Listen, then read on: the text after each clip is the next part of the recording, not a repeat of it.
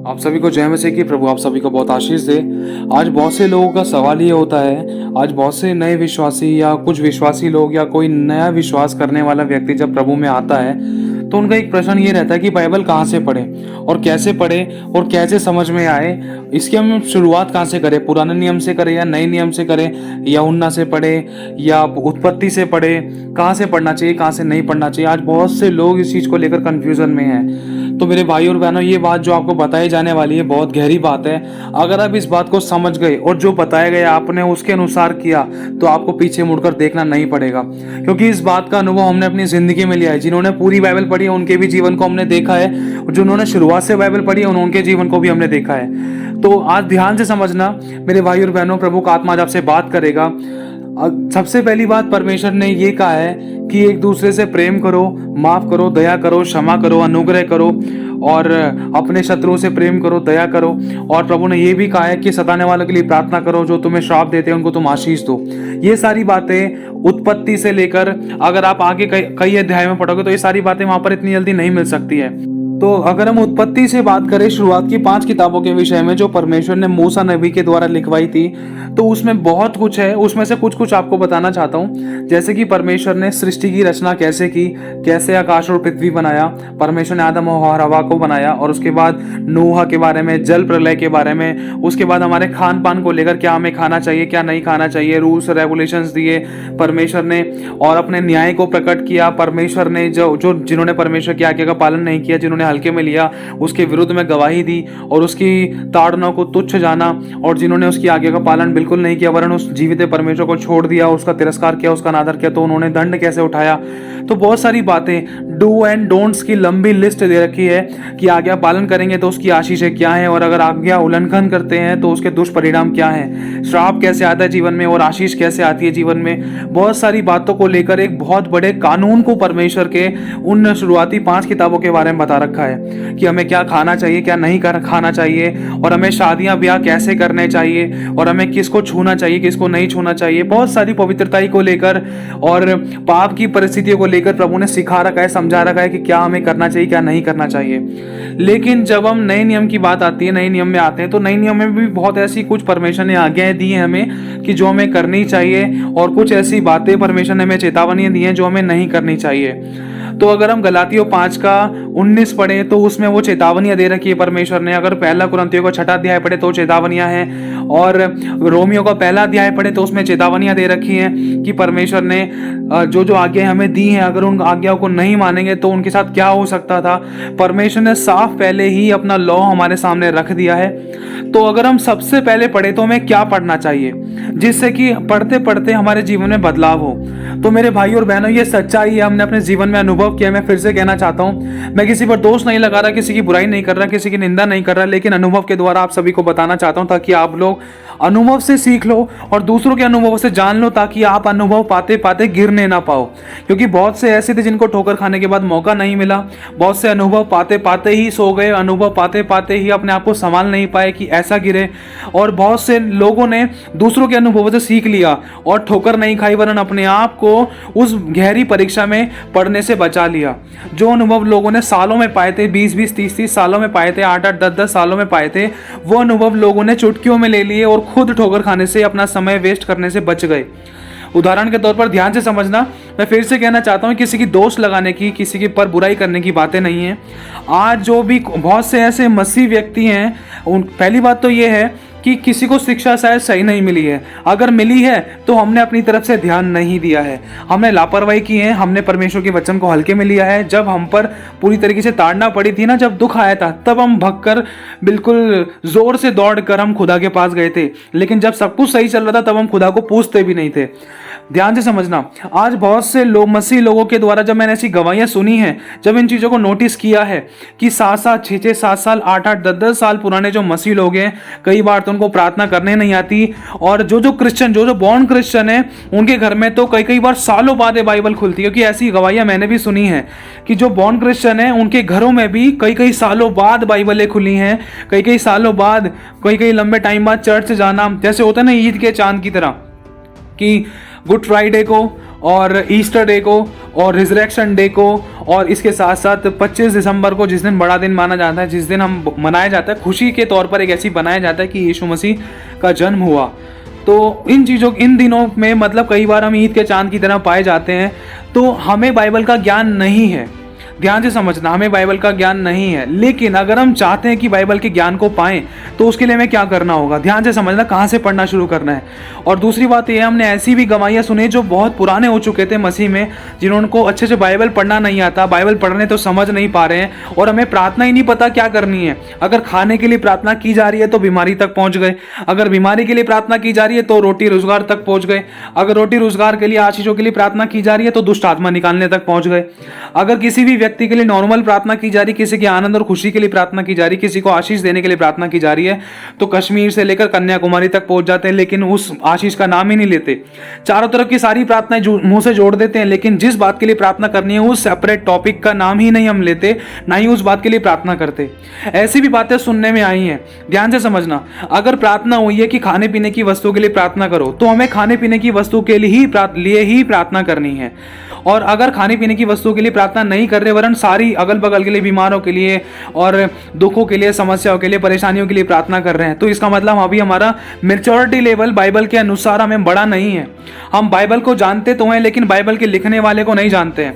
हम बाइबल पढ़ते तो हैं, लेकिन समझाने वाले को अच्छे से समझे नहीं है। ध्यान से समझना, क्यों? क्योंकि हमें अभी दूध पीना ही आया है। दूध पीने का मतलब अभी तो हम नए जन्माए बच्चे की तरह ही हैं, जिसको कुछ नहीं आता, जिसको जो समझाया दिया है समझ जाता है वो भी कुछ टाइम के लिए, फिर उसके बाद जब ठोकर खाकर आता है वापस, फिर बोलता है कि ऐसा हो गया। लेकिन प्रभु कहता है कि तुम्हें अब तक तो मांस खाने वाला हो जाना चाहिए। मांस खाने का मतलब है कि हमें वचन की गहराई को समझने वाला हो जाना चाहिए। प्रभु ये नहीं कह रहे कि किसी को पकड़कर किसी का भी मांस खा जाओ, गलत मत लेना, ये एक आत्मिक बात है। ध्यान से समझना, लिखा है कि तुम्हें दूध पीने वाला नहीं, तुम्हें मांस खाने वाला हो जाना चाहिए। कहने का मतलब ये है, जैसे एक नया बच्चा होता है ना, तो शुरुआत में वो दूध पीता है, लेकिन जब वो बच्चा बड़ा हो जाता है ना, तो वो मांस खाना, रोटी खाना शुरू कर देता है। तो इसी तरीके से मसीह लोगों के लिए भी यही बात है कि यीशु मसीह ने 3.5 साल की सेवकाई के अंदर है ना चेले तैयार कर दिए थे और उनको पूरे जगत में भेज दिया था और पूरे इतिहास को बदल कर रख दिया। आज हमें 4-4, 8-8, 10-10 साल हो गए हैं, आज तक हम दूध पीते हैं, आज तक हमें अच्छे से प्रार्थना करने नहीं आती है, वचन पढ़ने नहीं आता। आज हमें पता ही नहीं कि वचन हम कहाँ से पढ़े, कैसे समझे, कैसे सीखे, कैसे प्रचार करें। आज हमें सुसमाचार सुनाने नहीं आता है अच्छे से, और आज हमें यह भी नहीं पता है कि किसी की दुष्ट आत्मा कैसे निकालते हैं, पाप क्षमा करने का अधिकार है। आज किसी को, बहुत से लोगों को तो ये भी नहीं पता है कि हमारे पास अधिकार कौन कौन से हैं। वचन ये भी कहता है कि मेरी प्रजा ज्ञान नहीं रखती है, इसी कारण वो बंधुआई में थी। और यह भी लिखा है कि मेरा ज्ञान ना होने से मेरी प्रजा बंधुआई में जा रही थी, मेरा ज्ञान ना होने से, मेरा ज्ञान ना रखने से मेरी प्रजा मतलब नाश हो रही थी। तो इसी तरीके से मेरे भाइयों और बहनों, हमें समझना है, आज हमें जानना है। यीशु मसीह ने 3.5 साल में कर दिया था। आज हम कितने साल पुराने मसीह में हो गए, लेकिन फिर भी हमें कुछ समझ नहीं आ रहा है, हैंडल नहीं कर पा रहे हैं, हम खुद नहीं बदल रहे हैं। हमारी छोटी छोटी बातें, जीवन में से बुराइयों की बातें खत्म नहीं हो रही हैं। हम उस पुराने खमीर को लेकर चल रहे हैं, पुराने मनुष्यत्व को लेकर चल रहे हैं, संसार पर भरोसा रख रहे हैं, दोस्तों की ओर ताक रहे हैं, परिवार की ओर ताक रहे हैं। हम 8-8, 6-6 साल, 3-3, 4-4 साल मसीह में विश्वासी होने के बाद भी अगर हमारी ऐसी परिस्थिति, तो हमारा कोई फायदा नहीं है। चाहे मैं कह रहा हूं 10 बार बाइबल चाट लेना, हम 10 बार बाइबल घोट कर पी जाएं, अगर उसको हम अपने हृदय में ना उतारे ना, तो कोई फायदा नहीं है।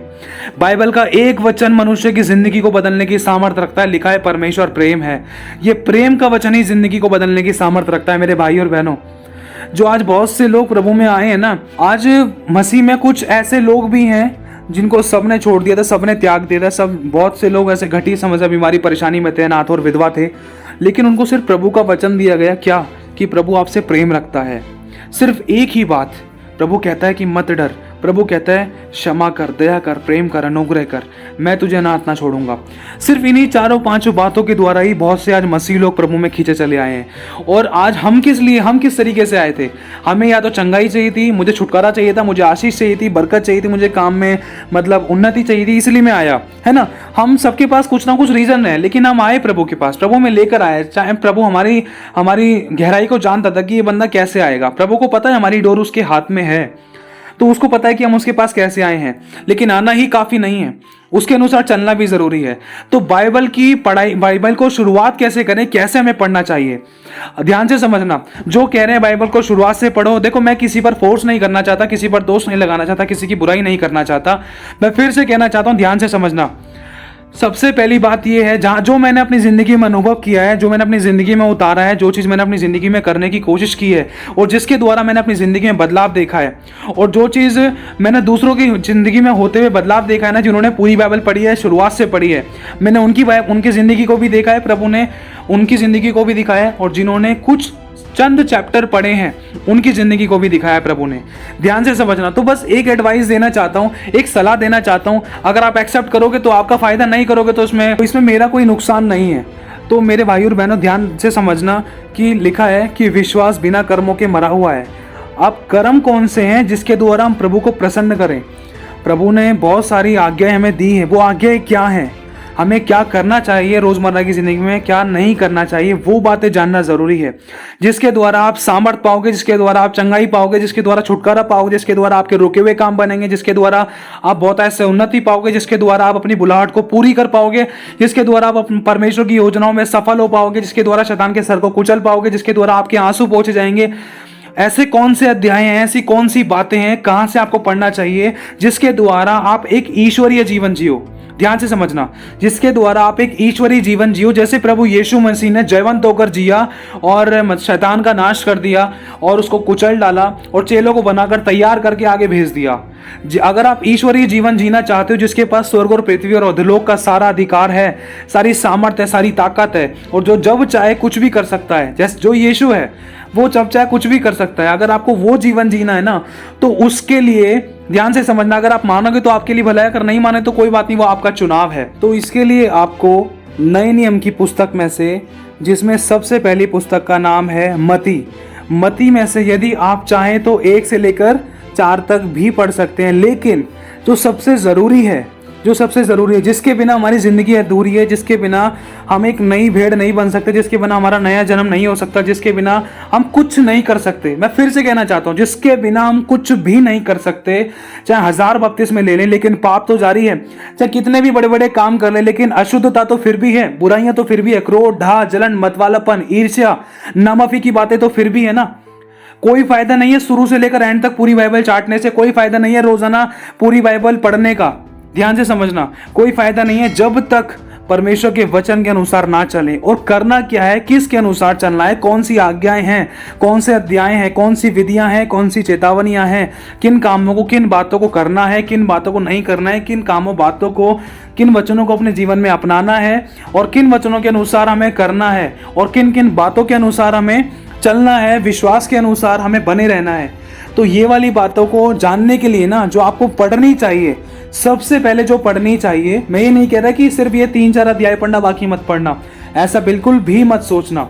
ये सिर्फ आपको शुरुआत बताई जा रही है कि आपको बाइबल पढ़ने की शुरुआत कहाँ से की जाए, ये आपको ये बताया जा रहा है। ध्यान से समझना, मैं फिर से कहना चाहता हूँ, अगर आपको बाइबल पढ़ने की शुरुआत करनी है तो सबसे पहले आपको बाइबल में नए नियम के अंदर मती जो पहली पुस्तक है उसमें से अगर आप चाहें तो 1 से लेकर 4 तक पढ़ सकते हैं, लेकिन जो सबसे ज़्यादा ज़रूरी है, जो हमें अपने जीवन में बदलाव चाहिए, चेंजेस चाहिए, मन फिराव चाहिए और यीशु मसीह की गहराई को जानना है, उसके चाल चलन को जानना है, उसके गुणों को जानना है, यीशु मसीह के अनुसार चलना है, पाप क्षमा करना है, दया करनी है, अनुग्रह करना है, क्षमा करना है और रोज़मर्रा के जीवन में जो हमें बदलाव लाने हैं, तो उसके लिए ना हमें 5वां अध्याय, फिर से कहना चाहता हूं, उस बात के लिए हमें मती का 5वां अध्याय, जिसमें हम जान सकेंगे कि यीशु मसीह ने जो पहाड़ी पर उपदेश दिया था, क्या क्या बातें कही थी, क्या हमें करना चाहिए। तो सबसे पहली बात धन्य वचन है, धन्य वचन को हमें पढ़ना चाहिए। दूसरा, नमक और ज्योति के बारे में हमें जानना चाहिए, व्यवस्था की जो शिक्षा है उसके बारे में, क्रोध और हत्या के बारे में, क्योंकि आज अगर हम मैं अगर पूरी बाइबल को चाट लूँ लेकिन अगर मैं प्रेम ना रखूँ, अपने भाई से अगर क्रोध कर रहा हूँ तो कोई फायदा नहीं है, सारा कूड़ा है। इसीलिए मेरे भाई और बहनों, अगर ये गहरी बातें ही आपने नहीं सीखी है ना, तो कोई फायदा नहीं है, थोड़ा सा खमीर पूरे गूंदे हुए आटे को खमीर कर डालता है। इसीलिए मेरे भाई और बहनों, ये बातें जानना जरूरी है। और लिखा है व्यभिचार के बारे में, जिससे परमेश्वर सख्त नफरत करता है, जिसके कारण सदम और अमोरा का नाश कर दिया गया था, क्योंकि उन लोगों ने पापों से मन नहीं फिराया था। प्रभु ने मौका दिया। व्यभिचार के बारे में आप जान पाओगे और तलाक के बारे में जान पाओगे, क्योंकि ये रोजमर्रा के जीवन की बातें हैं। क्योंकि रोजमर्रा क्या हमसे व्यभिचार नहीं हो रहे थे? क्या नए लड़का और लड़की से व्यभिचार नहीं हुए? क्या नए विश्वासियों से व्यभिचार नहीं हुए? कि जब हम अन्य जातियों में थे क्या हम व्यभिचार नहीं हुए? अगर हम इन्हीं गलतियों को, इसी लोमड़ियों को, इन्हीं खमीलों को, इन्हीं बुराइयों को अगर हम नहीं पकड़कर अपने जीवन से दूर नहीं करते, तो हम चाहे पूरी बाइबल पढ़ ले, कोई फायदा नहीं है। जब तक हम इस नए नियम पे पहुंचेंगे ना, तब तक तो शैतान भटका सकता है, भरमा सकता है, दूर कर सकता है। इसीलिए शुरुआत करो तो शुरुआत अपने नए नियम से, मती के 5वें अध्याय से पढ़ना जरूरी है। अगर आपके पास और समय है तो आप पहले, दूसरे, तीसरे, चौथे अध्याय को भी पढ़ सकते हैं, जिसमें अब यीशु मसीह की वंशावली को, जीवन को, यीशु मसीह के उत्पन्न होने को, उनके मतलब बहुत, उनके बारे में बहुत सारी बातों को जान सकते हैं कि यीशु मसीह धरती पर कैसे आए, उन्होंने क्या क्या किया और क्या क्या बातें बता रखी हैं, वो आप जान सकते हो। लेकिन जो सबसे ज़्यादा ज़रूरी है, क्योंकि हमारे पास ऐसे ऐसे कॉल्स आते हैं मसीह को जानने के बाद भी, कि लड़की ने मसीह को जानने के बाद भी एक अविश्वासी लड़के से शादी कर ली और अपना घर बर्बाद कर लिया। लड़के ने मसीह को जानने के बाद भी अविश्वासी लड़की से शादी कर ली या दूसरे रीति रिवाजों में शादी कर ली और अपने घर को बर्बाद कर लिया। लड़ाई दंगा, कोर्ट केस, कचहरियाँ, मार धाड़, मार पीटना या अलग करना, मतलब मनुष्य पर इतना भरोसा कर लिया, जब मनुष्य ने धोखा दिया तो कहीं का नहीं रहा। क्यों? क्योंकि परमेश्वर की आज्ञा का पालन नहीं किया। आज्ञा तो जब ही पालन होगी जब आज्ञा पता होगी। भाई और बहनों, ये पवित्र बाइबल के गोल्डन रूल हैं, ये गोल्डन रूल है। अगर इन अध्याय को हमने अपनी जिंदगी में उतार लिया ना, तो हमें खुदावन से कोई दुनिया की ताकत अलग नहीं कर सकती। हम वो जैवन जीवन जिएंगे, हम वो ब्लेसेड और जैवन से बढ़कर वाला जीवन जिएंगे जो खुदा चाहता है। स्वयं खुदा उतर कर आ जाएगा हमारे लिए। ये वो बातें इन 3 से 4 चैप्टरों के अंदर, क्योंकि हमारे पास ऐसे ऐसे कॉल आए, हमने देखा है, लोगों की जिंदगियों को देखा है जो बहुत पुराने मसीह में थे, लेकिन सिर्फ इन्हीं बातों के ना होने से उनका घर बर्बाद हो रहा था। उनके घर में समस्याएं थी, आंसुओं में जीवन जी रहे थे। कई लोगों ने तो मसीह को भी छोड़ दिया था, कई लोग मसीह पर आने के बाद भी वापस चले गए थे। क्यों?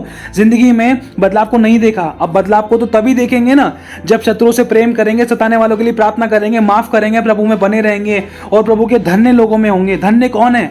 लिखा है धन्य वे हैं जो मेरे कारण सताए जाते हैं। जब ये वाली बातें हमें पता ही नहीं है, अगर कोई हमें सता रहा था तो हम खुदा को छोड़ के चले गए, और अगर बने रहे तो इसका कारण ये है कि हमें पता चल गया है कि हाँ, जैसे यीशु को सताया था तो हमें भी सताने के लिए बात प्रभु ने बोली है, क्योंकि वचन को ग्रहण करने के कारण सताव आता है। और इसमें यह भी लिखा है कि अगर तुम्हें सताया है तो तुम मेरे साथ महिमा भी पाओगे, अगर तुमने दुख उठाया तो तुम्हारा आनंद भी होगा। लेकिन जब ये गहरी बातें हमने पढ़ी ही नहीं है, हमने जानी ही नहीं है, हमने समझी नहीं है, हम इनमें बने ही नहीं रहे, तो हम प्रभु के अनंत जीवन में कैसे सहभागी हो सकते हैं? ये बहुत गहरी बातें मेरे भाई और बहनों, ध्यान से समझना। तलाक के बारे में बता रखा है कि तलाक क्या होता है, क्या नहीं होता।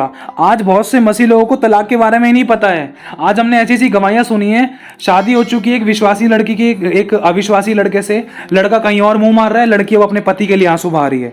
बस जिंदगी में ये चल रहा था। मैं फिर से बताना चाहता हूँ, जब ये शिक्षा हमारी जिंदगी में नहीं है, रोजमर्रा के जीवन के अंदर जो हमें करना चाहिए और जो हमें नहीं करना चाहिए, जिसको करने से हमारे क्या फायदे हैं, जिसको ना करने से हमारे क्या नुकसान है, अगर ये वाली बातें हमें नहीं पता होगी तो हम अपने रोजमर्रा के जीवन को कैसे जिएंगे, वो भी इस युग में, इस परिस्थितियों में, इन अंत के दिनों में। ये बातें हमें जानना बहुत जरूरी है। चाहे कोई कुछ भी कहे कि यहाँ से पढ़ो, वहां से पढ़ो, एक बार उन लोगों के जीवनों को देखना जिन्होंने बाइबल पूरी पढ़ी है। एक बार उन लोगों के जीवनों को देखना जिन्होंने पूरी उत्पत्ति से बाइबल पढ़ी। मैं ये नहीं कह रहा कि ये गलत है, ये गलत नहीं है। कहने का मतलब मेरे भाई और बहनों ये है कि अगर आपके पास थोड़ा सा ही समय है ना, उन थोड़े से समय के अंदर अगर आप ये 5 चैप्टर भी पढ़ लोगे ना, तो आपको बहुत कुछ सीखने के लिए मिल जाएगा और आपको पता चलेगा कि आपको कैसे जीवन बिताना चाहिए। खुदा का आत्मा आपसे बात भी करेगा। लेकिन आपकी जब परिस्थिति बहुत खतरनाक और क्रिटिकल चल रही है, बहुत समस्या से भरी हुई चल रही है, अगर आप उत्पत्ति से शुरू करोगे ना, तो आपके 4 से 5 या 8 से 10 दिन तो शायद उत्पत्ति को पूरा चैप्टर पढ़ने या उत्पत्ति की बुक को खत्म करने में लग जाएंगे, जिसमें आपको मतलब सृष्टि के बारे में पता चलेगा, सृष्टिकर्ता के बारे में पता चलेगा और रचना के बारे में पता चलेगा। लेकिन जो प्रेजेंट में आपको चाहिए बदलाव, जो आपको अभी की परिस्थिति में आपको जो बदलाव चाहिए, जो आपको अभी की जिंदगी में करना है, जो आपको इसी समय करना चाहिए, वो आपको नहीं पता चल पाएगा। वो तो पता आपको मत्ती के द्वारा ही पता चलेगा, यूहन्ना के द्वारा पता चलेगा, लूका के द्वारा पता चलेगा, नए नियम के द्वारा पता चलेगा। लेकिन अगर आपके पास थोड़ा सा ही समय है, अगर आपकी परिस्थितियां और खराब होती जा रही थी, तो आपको उसको खत्म करने के लिए, उन परिस्थितियों को ठीक करने के लिए आपको जितना जल्दी हो सके ये वचनों को जानना जरूरी है। अगर इन वचनों को पढ़ने के लिए जब आप बहुत लेट कर देते हो ना, तो जब तक पहुंचते हैं ना, जब तक तो घर का खेल खराब हो जाता था, मुझे पता ही नहीं चला कि मुझे क्या करना था। ओ प्रभु मुझसे गलती होगी, सॉरी प्रभु मैंने उसको माफ़ नहीं किया, सॉरी प्रभु मैंने तलाक दे दिया, सॉरी प्रभु मुझे तो पता ही नहीं था कि मैंने ये क्रोध कर दिया, हत्या हो गई, सॉरी प्रभु मुझे क्षमा कर, मैंने अपने शत्रु से प्रेम नहीं किया, सॉरी प्रभु मुझे प्रार्थना करने नहीं आया, मैं तो सड़कों पर चिल्ला चिल्ला कर प्रार्थना कर रहा था। जब ये गहरी बातें ही नहीं पता होगी ना, इसी के कारण इंसान ठोकर खाता था। मैं ये नहीं कह रहा मेरे भाई और बहनों कि पवित्र बाइबल में से सिर्फ यही अध्याय पढ़ो, पवित्र बाइबल का एक एक शब्द हमारे लिए बहुत ज़रूरी है, लेकिन सही समय पर सही तरीके से और सही सिचुएशन में अगर हम सही वचन पढ़ें तो उसी के द्वारा हमारे जीवन में मतलब बहुत ज़्यादा बदलाव आएगा। अब एक उदाहरण के तौर पर आपको बताना चाहता हूँ। एक बहन है, उनके पति उनको बहुत मारते हैं और उनके परिवार वाले उनको बहुत मारते हैं, यहाँ तक कि ससुर भी बहुत मारते हैं, गाली गलौज करते हैं, आस पड़ोस के लोग भी दोष लगाते हैं, लेकिन वो बहन विश्वास करती है। अब उसको किन वचनों की ज़रूरत है? अनुभव से समझना इन बातों को, किन वचनों की ज़रूरत है? उसको क्षमा करने, दया करने, प्रेम करने, माफ़ करने वाले वचनों की ज़रूरत है। उसको हियाव के वचनों की ज़रूरत है। उसको धन्य वचन की ज़रूरत है, जिसमें यीशु ने कहा था कि धन्य है वे जो मेरे कारण सताए जाते हैं, क्योंकि वे परमेश्वर के, क्योंकि वो अनंत काल का जीवन उन्हीं का है। उस बहन को इन वचनों की ज़रूरत है, या फिर उसको उत्पत्ति से पढ़ने की ज़रूरत है। आप सोच सकते हो, या फिर उसको उत्पत्ति के बाद निर्गमन, लय व्यवस्था पढ़ने की ज़रूरत है। आप सोच सकते हो, या उसको प्रकाशित वाक्य पढ़ने की ज़रूरत है।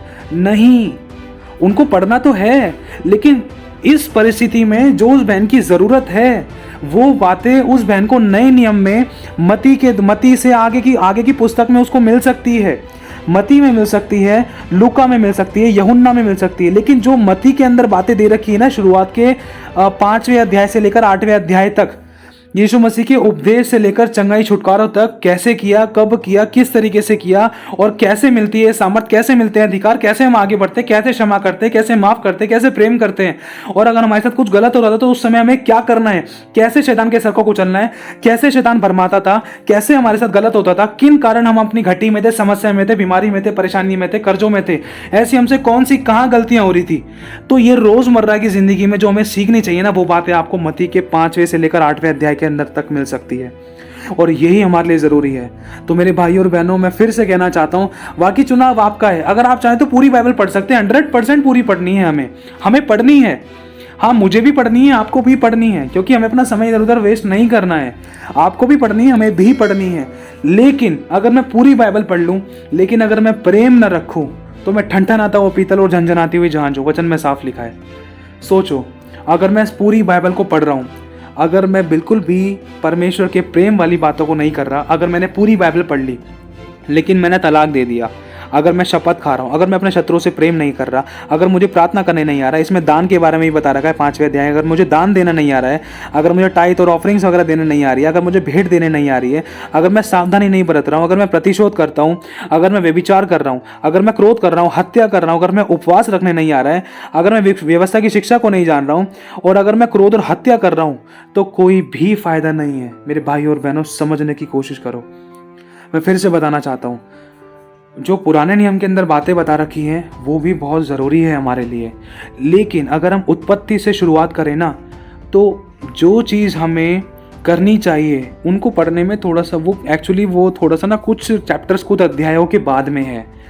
तो इसीलिए आपको बताया जा रहा है, जो इन अंत के दिनों में बहुत ज़्यादा ज़रूरी है ना, अगर वो बातें आप पकड़ लोगे ना, तो आपका अनंत जीवन आपका है, ब्लेसिंग आपकी है, सब प्रकार की आत्मिक वरदान आशीषें आपकी है, और शैतान पैरों तले की चौकी है। मैं फिर से कहना चाहता हूँ मेरे भाई और बहनों, मेरे कहने का मतलब ये मत लेना कि हमें पूरी बाइबल नहीं पढ़नी है। पूरी बाइबल पढ़नी है, आपको भी पढ़नी है, हमें भी पढ़नी है, क्योंकि परमेश्वर का वचन कहता है, आदि में वचन था, वचन परमेश्वर के साथ था, वचन ही परमेश्वर था। लेकिन हमें यह समझना है, अगर किसी व्यक्ति को बुखार हो रहा है तो उसको बुखार की गोली के बजाय उसको पेट दर्द की गोली दी जाए तो उसको बुखार ठीक नहीं होगा। तो इसी तरीके से हमें जिस वचन, जिस बदलाव, जिस चेंजेस की, जिस आशीष, जिस बरकत की, जिस ज्ञान की, जिस समझ की जरूरत है ना, हमें इस समय पर अगर वो ही मिले ना, तो ही हम उस एरिया में छुटकारा पा सकेंगे। समझने की कोशिश करना, ये बहुत गहरी बात है। प्रभु मना नहीं कर रहा है, अगर आपके पास समय है तो पूरा पढ़ सकते हो, रोज पढ़ो। मैं कह रहा हूँ पूरी बाइबल रोज पढ़ो, और पूरी बाइबल रोजाना रेगुलर का चैप्टर बांधो, रोजाना रेगुलर पढ़ो, चाहे आप 10 चैप्टर रोज पढ़ो, चाहे पूरी बाइबल रोज खत्म करो, यह आपके ऊपर है। जितना पढ़ोगे उतना ज्यादा ज्ञान बढ़ेगा, उतना ज्यादा गहरी बातों को समझ पाओगे, जान पाओगे। लेकिन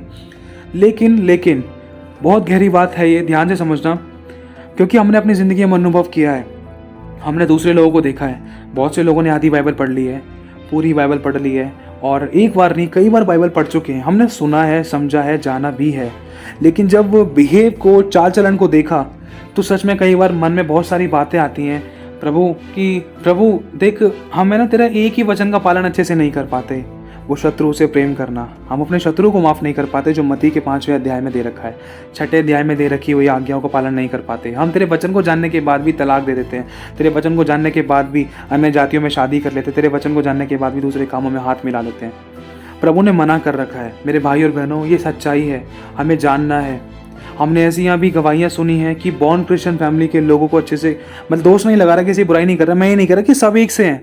ऐसी गवाहियाँ सुनी है कि जो बॉर्न क्रिश्चियन लोग भी थे ना, जो मतलब जन्मजात मसीही थे, क्रिश्चियन थे, कुछ ऐसे लोगों के बारे में भी हमने सुना था कि उनको अच्छे से प्रार्थना करने नहीं आता था, और उनको यही नहीं पता कि बाइबल कहाँ से पढ़नी चाहिए थी, और कई सालों के बाद तो उनके घर में बाइबल खुल रही थी।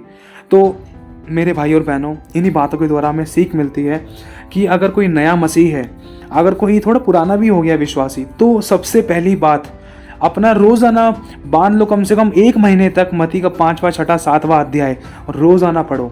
जब इन चीज़ों को पढ़ोगे ना, तब आप संसार में निकलोगे, तब आप चलोगे, फिरोगे, जाओगे, उठोगे, बैठोगे, तो ये वाली बातें प्रभु आपको याद दिलाएगा। चोरी नहीं करनी, झूठ नहीं बोलना, क्योंकि ये रोज़मर्रा के जीवन में होता था मनुष्य के। शत्रु वाली बातें कि आज कोई शत्रु है, फिर कल कोई शत्रु था, रोजाना कोई ना कोई क्रोध वाली बात है। क्या रोज क्रोध नहीं होता था हमसे? ये रोजमर्रा के जीवन में जो हमें करेक्शन करने हैं, वो वाली बातें हमें मत्ती के 5वें से लेकर 8वें अध्याय के बीच में मिलती हैं, और हमें कैसे जीवन जीना चाहिए, चंगाई, छुटकारा, आशीष, बरकत कैसे लेनी है, कैसे देनी है, और हमें कैसे जीवन बिताना है, यीशु कैसा जीवन चाहता है। तो मेरे भाई और बहनों, इन्हीं बातों से बस ये हमें शिक्षा मिलती है कि प्रभु चाहता है कि हम उसके सारे वचनों का सारा ज्ञान रखें, लेकिन हमें किस समय पर किस वचन की, किस ज्ञान की जरूरत है, हमें इसका भी ध्यान रखना है। ठीक है मेरे भाई और बहनों, ताकि हम जान पाएं कि हमें किस समय पर किस वचन की जरूरत है, किस दुष्टात्मा निकालने के लिए किस वचन की जरूरत है, किस बीमारी को चंगा करने के लिए किस वचन की जरूरत है, और हमें प्रार्थना करने का तरीका क्या है। अगर कोई सता रहा था तो हमें इसमें कैसा बर्ताव करना चाहिए, कोई गलत कर रहा था तो हमें कैसे रहना चाहिए, अगर कोई हमारा शत्रु था तो हमें उसके साथ क्या व्यवहार करना चाहिए। ये सारी बातें तो हमें यही मिलेंगी इन्हीं चैप्टर्स में। आगे भी है, और भी बहुत सारी व्यवस्था में भी दे रखा है, बहुत सारी बातें व्यवस्था में दे रखी है, बहुत सारी बातें आगे नए नियम में दे रखी है, बहुत सारी चीजें हैं। लेकिन आपको 5वां, 6ठा, 7वां, 8वां अध्याय इसलिए बताया कि इसमें लगातार दे रखी है, कंटिन्यूसली, लगातार मतलब लगातार दे रखी है, एक के बाद एक बहुत जरूरी बातें दे रखी है, जो हमें रोजमर्रा के जीवन में अगर हमने ये उतार ली तो हमें पीछे मुड़कर देखना नहीं पड़ सकता।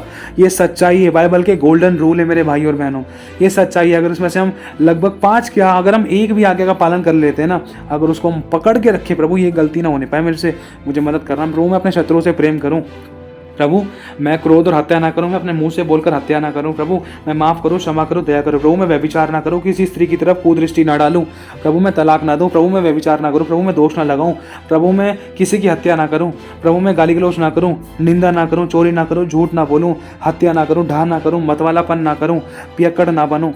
ये सारी बातें हम जान पाएंगे मेरे भाई और बहनों।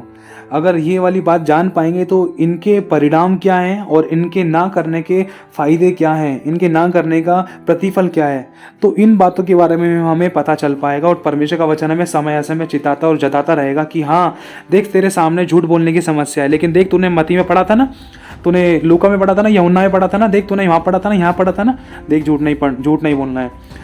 और अगर आपके सामने कोई ऐसी समस्या आई है कि किसी ने आपके चांटा मार दिया था, तो जैसे उसी समय प्रभु का आत्मा आपको याद दिलाता है कि देख तूने पढ़ा था ना, शत्रु से प्रेम करना है, मत्ती के 5वें अध्याय में, देख तूने यहाँ पढ़ा था ना, वहाँ पढ़ा था ना, शत्रु से प्रेम करना है। अगर आप उन बातों को जान ही नहीं पाओगे तो उन चीज़ों को अपनी ज़िंदगी में उतारोगे कैसे?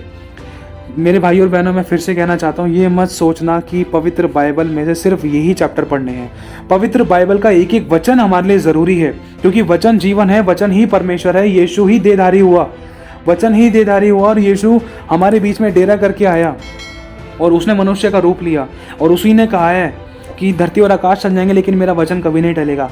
पूरी बाइबल हमारे लिए ज़रूरी है, लेकिन जो बातें हमें अपने जीवन में अपनानी चाहिए, उसमें से बहुत सारी, पूरी बाइबल में से बहुत सारी बातें मत्ती के 5वें, 6ठे, 7वें, 8वें अध्याय के अंदर दे रखी है कि हमें क्या करना है, क्या नहीं करना है।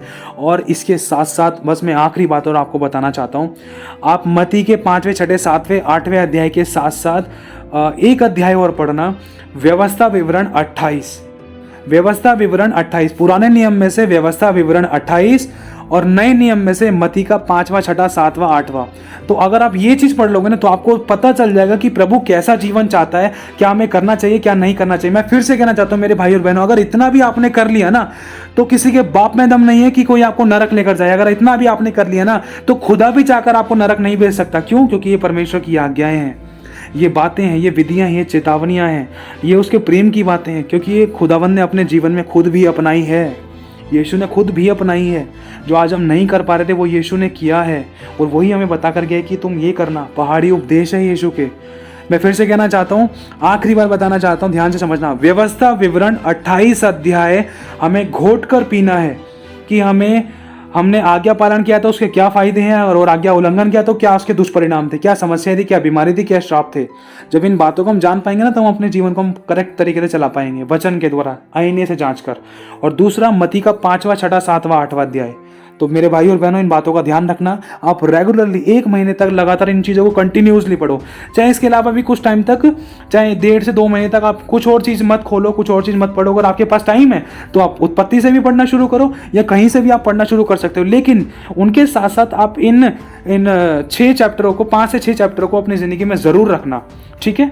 अगर आप अलग से कुछ पढ़ रहे हो वो तो ज़रूर पढ़ो, बहुत अच्छी बात है, उससे आप बहुत गहरी बातें सीख पाओगे, ज्ञान बढ़ पाएगा, बहुत कुछ जान पाओगे। क्या पता इससे भी ज़्यादा आपको सीखने के लिए मिल जाए जो आपको बताया जा रहा है।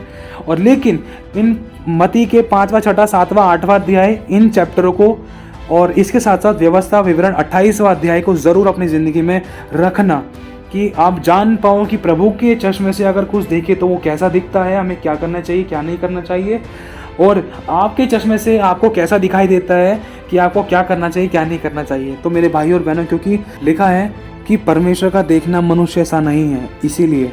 तो मेरे भाई और बहनों, प्रभु आप सभी को आशीष दे, आप सभी को जय मसीह की।